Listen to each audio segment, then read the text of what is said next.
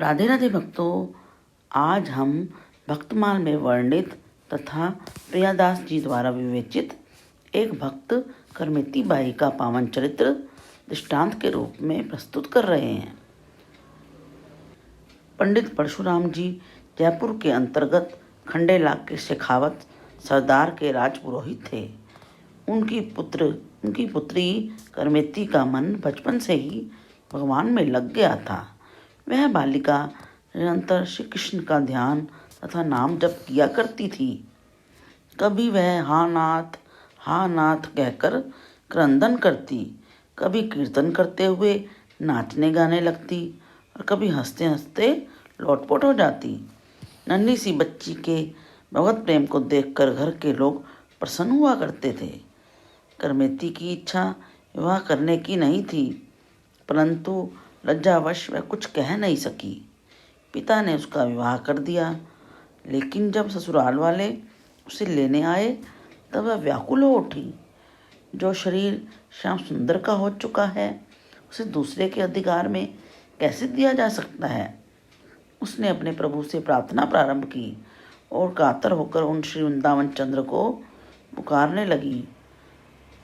जो श्री वृंदावन चंद्र को व्याकुल होकर पुकारता है, उसे अवश्य ही मार्ग मिल जाता है।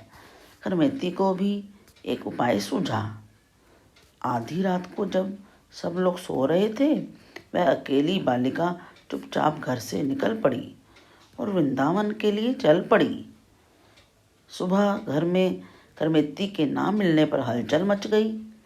परशुराम पंडित जानते थे कि उनकी पुत्री कितनी पवित्र है, किंतु लोगलाज के भय से अपने यजमान राजा के पास गए। राजा ने अपने पुरोहित की सहायता के लिए चारों ओर घुड़सवार भेजे कि वो करमेती को ढूंढ लाएं। करमेती दौड़ी चली जा रही थी। रात्रि भर में वह कितनी दूर निकल आई, उसे पता ही नहीं चला।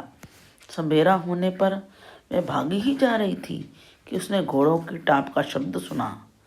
उसे डर लगा कि घुड़सवार उसे ही पकड़ने आ रहे हैं। आसपास ना कोई वृक्ष था और ना ही कोई दूसरा छिपने का स्थान, किंतु एक ऊंट मरा पड़ा था और रात्रि में शिगालों ने उसके पेट का भाग खा लिया था। करमेती की दृष्टि ऊंट के पेट में बनी कंदरा पर चली गई। उस समय वह सांसारिक विषयों की भयंकर दुर्गंध से भाग रही थी। मरे हुए ऊंट के शरीर से निकलने वाली गंध उसे विषयों की दुर्गंध के सामने तुच्छ जान पड़ रही। भागकर वह ऊंट के पेट में छिप गई। घुड़सवार पास आए तो दुर्गंध के मारे उन्होंने उस ऊंट की ओर देखा तक नहीं। वहां से शीघ्रतापूर्वक वे आगे बढ़ गए और अंत में हताश होकर लौट गए। माता पिता आदि भी पुत्री के संबंध में निराश हो गए। जिसकी कृपा से विष अमृत हो जाता है, अग्नि शीतल हो जाती है, उसी की कृपा वर्षा करमेती पर हो रही थी। ऊंट के शरीर में वह भूखी प्यासी 3 दिन तक छिपी रही। उस सड़े ऊंट के शरीर की गंध उसके लिए सुगंध में बदल गई थी। चौथे दिन वह वहां से निकली। मार्ग उसका जाना हुआ नहीं था, किंतु जो सबका एकमात्र मार्गदर्शक है, उसकी ओर जाने वाले को मार्ग नहीं ढूंढना पड़ता, मार्ग ही उसे ढूंढ लेता है। करमेती को साथ मिल गया और वह वृंदावन पहुंच गई। वहां पहुंचकर मानो वह आनंद के समुद्र में मग्न हो गई। जब परशुराम पंडित जी को अपनी पुत्री का कहीं पता न लगा, तब वे वृंदावन आए। लेकिन भला वृंदावन में करमेती को जानता पहचानता कौन था कि पता लगता। एक दिन वृक्ष पर चढ़कर परशुराम पंडित इधर उधर देख रहे थे। ब्रह्म कुंड पर उन्हें एक वैरागिनी दिखाई पड़ी। वहां जाने पर उन्होंने देखा कि साधु वेश में करमेती ध्यान मग्न में बैठी है।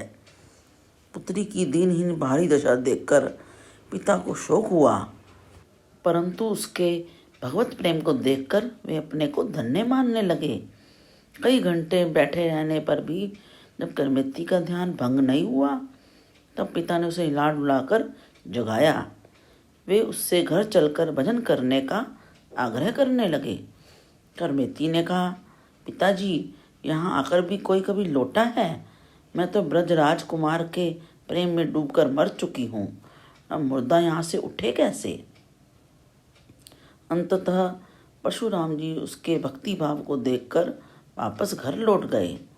जब राजा ने यह समाचार सुना तब वह भी करमेती के दर्शन करने वृंदावन में आया।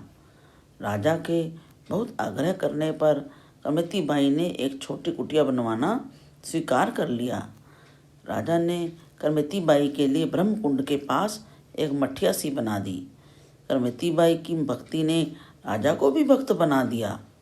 इसी प्रकार भक्तमाल में अनेकानेक भक्तों के पावन चरित्रों का रोचक वर्णन हुआ है। श्री नाभादास जी कहते हैं कि संसार में जितने भक्त हैं उन सबका वर्णन करने की सामर्थ्य किसमें है? यह तो वैसे ही असंभव है जैसे कोई चिड़िया सब समुद्रों का जल पी लेने का विचार करे तो उसके उदर में समुद्र का जल कैसे समा सकता है। नाभादास जी आगे कहते हैं, जिस प्रकार से वृक्ष की जड़ खींचने से उसकी शाखा पत्ते सब अंग प्रत्यंग पुष्ट हो जाते हैं, उसी प्रकार इस भक्तमाल में वर्णित आचार्यों एवं भक्तों के वर्णन से दूसरे भक्तों जिनका इसमें वर्णन नहीं है उनकी भक्ति एवं महिमा को भी समझकर संतोष करना चाहिए।